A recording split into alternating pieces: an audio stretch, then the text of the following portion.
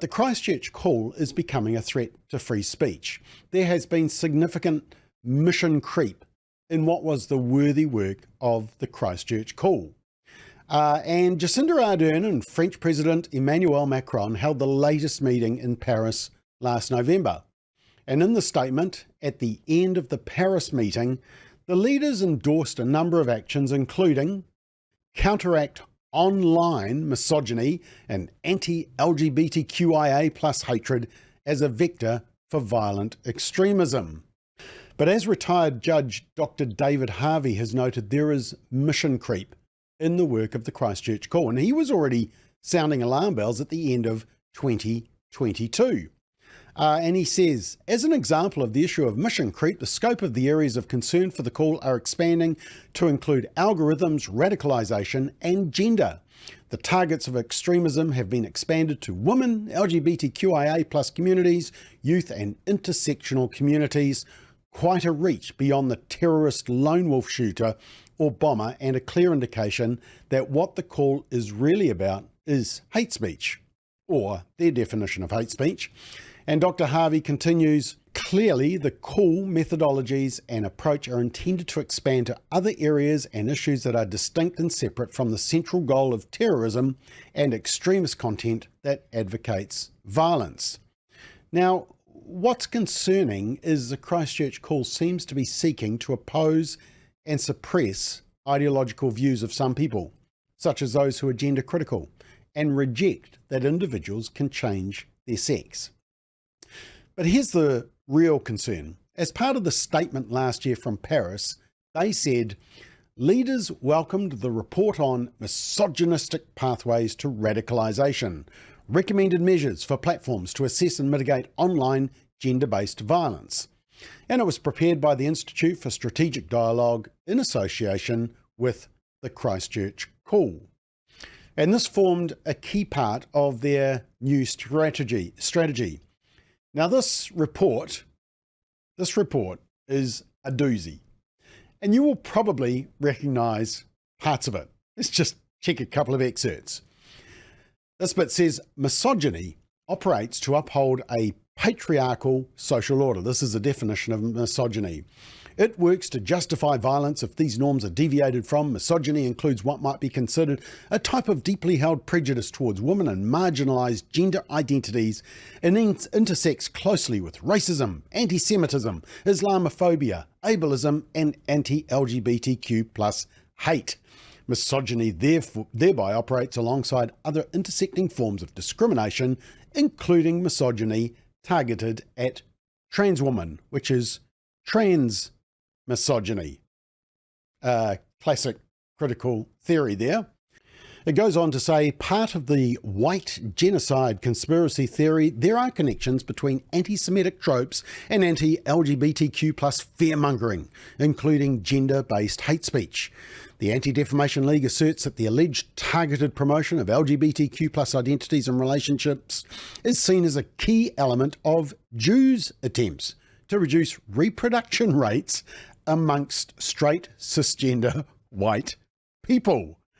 Who would have thought?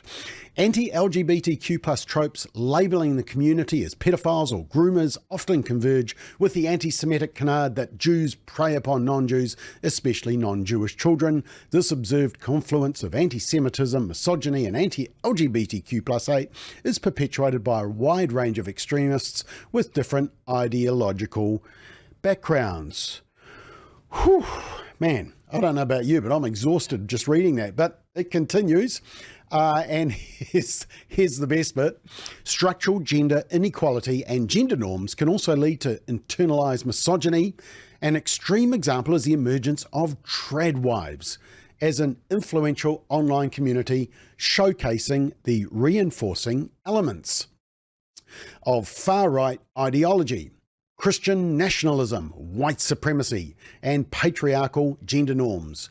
Tradwives embrace a highly heteronormative rendition of the wife and mother role, in opposition to feminism, reproductive rights, i.e. abortion, LGBTQIA plus rights, and gender equality.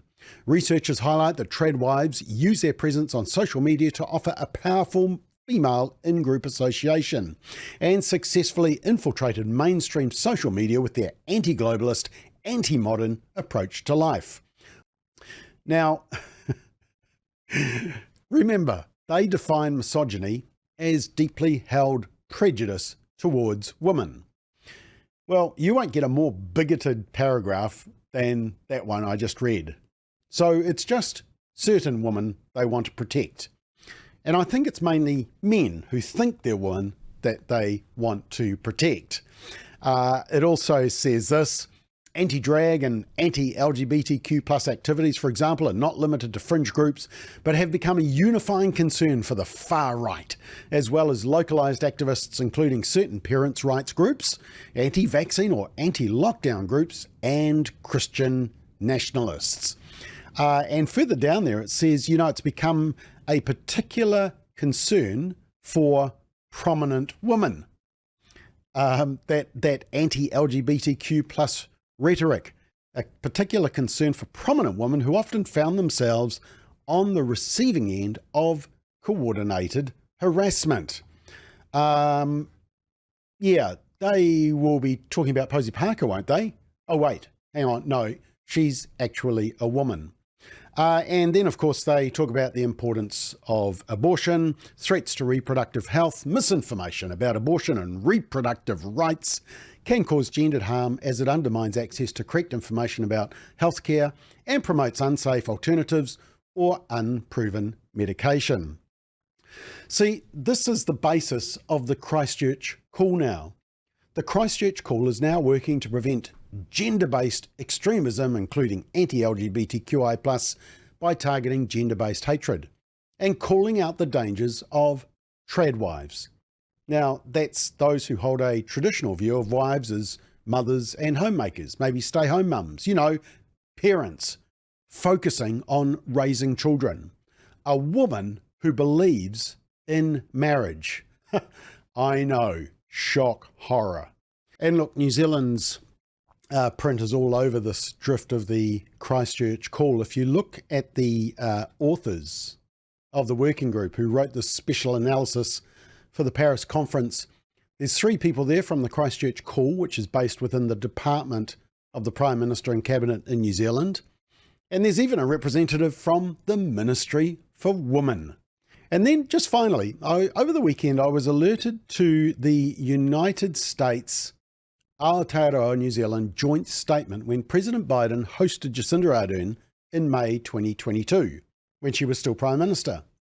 And under the heading 21st Century Challenges, it says this: online and offline, we will advance the rights of all people in our societies, including women, minorities, and Indigenous peoples.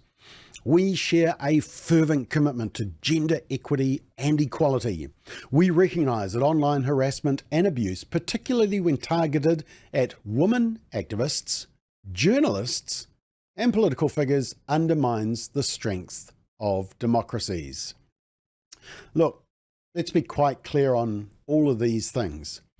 If you hold certain views on gender ideology, same-sex marriage, LGBT issues, you have biblical ethics around sex and beliefs around that, you oppose abortion, protecting children from chemicalization and castration because of gender confusion, you believe that only women can be women, only women can get pregnant, and that a man cannot be a woman. The Christchurch Call and the US State Department under Biden are now interested in you and what you're saying and posting online. The threats to freedom of religious belief and to social conservatives are now not just a domestic local threat, but even President Biden's US State Department wants to indoctrinate us. Now, you may not be surprised by any of these developments, but you should be very alert to how it's quickly picking up pace and how open they're being about their agenda.